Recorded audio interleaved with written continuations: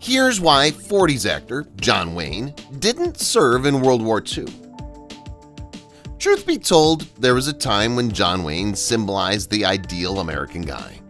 That's because the cultural and national hero in discussion cultivated a rough-and-tumble masculine personality, both on and off the screen. Indeed, Wayne became famous for portraying heroic roles in both Western and war films. Being one of the most respects back in the 40s, he was supposed to join the military, but he didn't.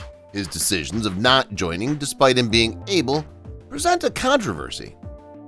Here's why 40s actor John Wayne didn't serve in World War II. More alarming is the fact that Wayne's career could have been negatively impacted by his absence from military duty. For those who don't know, back in the 1940s, men who avoided the Army were considered weak or looked down upon by society. In fact, Wayne was surrounded by other actors who had served in the military with him, including Clark Gable, Henry Fonda, and Jimmy Stewart. Was the actor, however, truly a conscientious objector? Maybe he really did have the desire to serve, but he was physically unable to. Or maybe he had become so used to the luxuries of Hollywood that the thought of enlisting in the military was too much to bear. Perhaps it was the sum of these factors. The true reason Wayne didn't serve is fairly debatable, as are many other aspects of his life. His age was too old for service. First, it's important to understand the context of the time period in which John Wayne was born and came of age. He was born in the early 20th century, and World War II took place from 1939 to 1945. At the time of the war, John Wayne was already in his 30s, and it's likely that he was considered too old to serve in the military. Additionally, John Wayne had a few physical limitations that may have prevented him from serving in the military. He had a damaged left shoulder as a result of a football injury sustained in college, and he also suffered from chronic sinusitis. These issues may have made him ineligible for military service. Personal choices and his role in film industry. It's also possible that John Wayne didn't want to serve in the military. While he was a patriot and supported the war effort, he may have preferred to contribute to the war effort in other ways. For example, he may have believed that his talents as an actor could be put to better use by making propaganda films or morale-boosting movies for the troops. Despite not serving in the military, John Wayne remained active in support of the war effort. He worked with the Office of War Information to produce a series of propaganda films, and he also made personal appearances at military bases and hospitals to boost morale. Despite not serving in World War II, John Wayne still had a strong connection to the military and to the men and women who served. He often portrayed soldiers and military leaders in his films, and he had a deep respect for those who served their country. His public personality. One might argue that Wayne's whole public personality was an act. Fans of the actor know that he didn't always go by his renowned stage moniker. To begin with, his name was really Marion Mitchell Morrison. His childhood dog inspired the nickname Duke. Even more surprisingly, little Marion was called after his grandpa, a Civil War soldier. As a young man, the original Marion Mitchell Morrison enlisted in the Union Army. Later in the war, he was wounded many times and allegedly narrowly avoided death in the 1863 Battle of Pine Bluff by pretending to be dead. His dad's accident. As a result of his accident, Morrison's dad, he presumably suffered from occasional headaches for the remainder of his life. He married shortly following his discharge from military service, and he and his wife eventually had 4 children on a farm. Morrison's health deteriorated at the end of his life, and he spent his last years in a sanatorium, where his namesake grandson paid him occasional visits. The memories of his grandfather haunted the young Marion Morrison. We may never find out, but multiple sources believe that young Morrison might have been scared by the stories his grandfather told him, and like any other kid, the horrors keep on haunting him. However, the famous actor borrowed the first name of his real name from not only a war hero, but also a portion of his stage name. The Wayne element of that well-known name specifically honors the Revolutionary War hero, General Anthony Wayne. However, despite Wayne's success, he was still criticized by others for allegedly avoiding his military obligations during World War I. Apparently, Ford was not impressed. Reportedly, the director was critical of Wayne for continuing his profession as a movie star while the war was going on.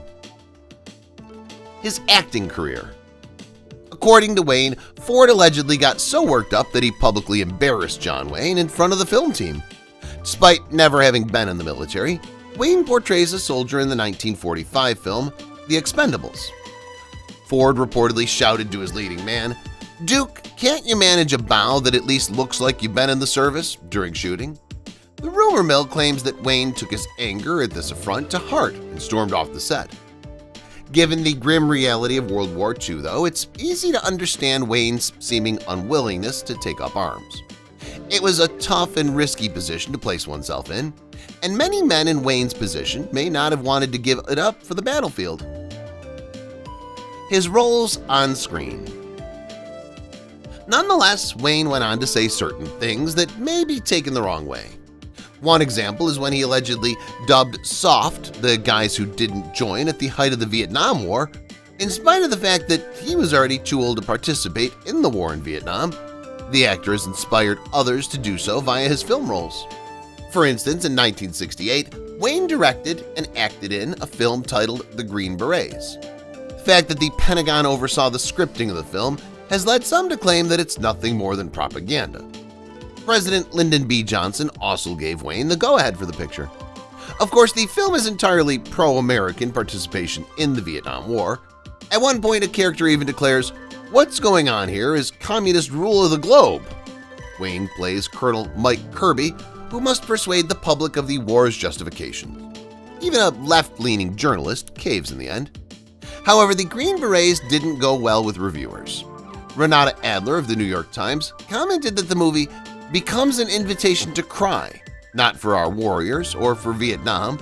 The film could not be more wrong or do a greater dishonor to any of them, but for what has happened to the fantasy-making machinery in this nation. Wayne's 1970 documentary, No Substitute for Victory, wasn't the only piece of propaganda he presented during the Vietnam War. In addition, Wayne's narrative condemns the anti-war movement. The character even uses Abraham Lincoln's famous quote, "To sin by quiet when you should speak up produces cowards of men," at the beginning of the film, to display how fond he was of his dedication to the country, and he should not be seen as a lesser person for not serving the country. Wayne's political leanings are unmistakable throughout the whole program. The peace protesters in the streets are demanding that we withdraw our troops from Southeast Asia. "Why do people think that if we give up, then everything would be fine?" he said. The politicians and civilians who we've allowed to put their nose in it were another target of his apparent blame for America's defeats. He wanted to join, but it was too late. However, it's been speculated that Wayne's enthusiasm for Vietnam stemmed from his desire to make up for the guilt he felt for not participating in World War II. Hilar Paulette, his third wife, appeared to confirm this.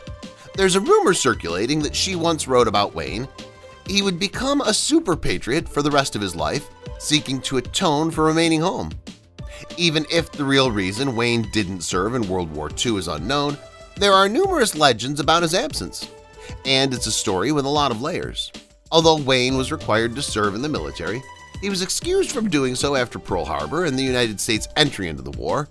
He was 34 at the time, and he already had 4 kids. Therefore, Wayne's status at the start of the war was 3A, which indicated familial deferment due to his position. Wayne may have considered joining the military at that time. The actor wrote to Ford in 1942 asking, "Have you any recommendations of how I might get in? What are the chances of my being assigned to your unit? And if so, are you interested in having me there?" Yet there's no proof that Ford ever responded to the letter. Although Wayne was admitted into the Field Photographic Unit of the Office of Strategic Services, OSS, he did initially apply to serve in the OSS. However, the permission letter was sent to the house of his now-divorced wife, Josephine Saints, who concealed its contents from him. Further, in 2016, the website Den of Geek speculated as to why Saints may have concealed Wayne's OSS acceptance from him. Saints surely would have had excellent cause to conceal the letter, the piece speculates. She would be responsible for supporting their 4 kids on her alone if Wayne were to perish in battle. It's important to remember, too, that Wayne's studio during the war was just as adamant about keeping its star away from the front lines. Republic Pictures stepped in to get Wayne classed as battle-ready. For instance, Herbert J. Yates, president of the studio, warned Wayne that he would be sued for breach of contract if he ever joined up. Evidently, therefore, Republic Pictures did take serious measures to prevent Wayne from enlisting. Company representatives allegedly pleaded with authorities to keep their famous actor out of the military in favor of national interest. Even nevertheless, Wayne's detractors persist in speculating that the actor had a role in making his choice. Even if Wayne had wanted to enlist, he might not have been able to due to past football injuries that have already healed. However, the actor is sometimes criticized for allegedly lacking in effort. Wayne could have easily enlisted by visiting a local recruiting office, but he didn't. Conclusion: despite not serving in the military, John Wayne still had a deep respect for those he did. He often played soldiers and military leaders in his films, and his performances were always authentic and convincing. In fact, many people who served in the military felt a strong connection to John Wayne in his films, and they often saw him as a symbol of the American spirit and the values that the country stood for. In addition to his acting career, John Wayne also supported various military and veterans organizations throughout his life. He served as the national chairman of the Marine Corps Scholarship Foundation and the national chairman of the Boy Scouts of America. He also supported the American Legion and the Veterans of Foreign Wars, and he made numerous personal appearances at military bases and veterans events. While John Wayne never served in World War II, he still had a deep respect for the military and for those who served. His acting career and his support for military and veterans organizations helped to make him a symbol of the American spirit and the values that the country stands for. So his not serving in the military didn't diminish his contributions to the country and to the military community.